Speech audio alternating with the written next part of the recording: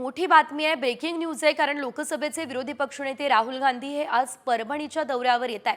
ते आज सोमनाथ सूर्यवंशींच्या कुटुंबियाची सांत्वनपर भेट घेतील. यावेळेस काँग्रेसचे राज्यातील प्रमुख नेते हे उपस्थित राहणार आहेत. दुपारी साधारणतः 1 वाजता राहुल गांधी यांचं नांदेड विमानतळावरती आगमन होईल आणि या पार्श्वभूमीवर विमानतळावर मोठा पोलीस बंदोबस्तही ठेवण्यात आलेला आहे. याचा आढावा आमचे प्रतिनिधी संजय सूर्यवंशी यांनी घेतलाय. पाहूया.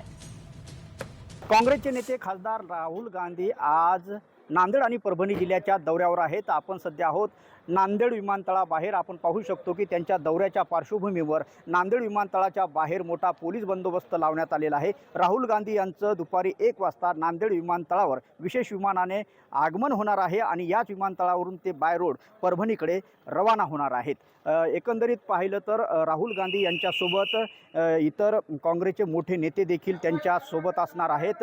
परभणी येथील सोमनाथ सूर्यवंशी या तरुणाचा न्यायालयीन कोठडीत मृत्यू झाला होता.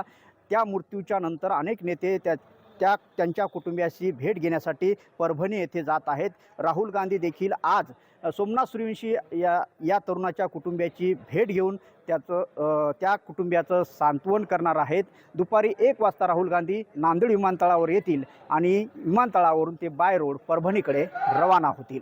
संजय सूर्यवंशी, साम टीव्ही न्यूज, नांदेड.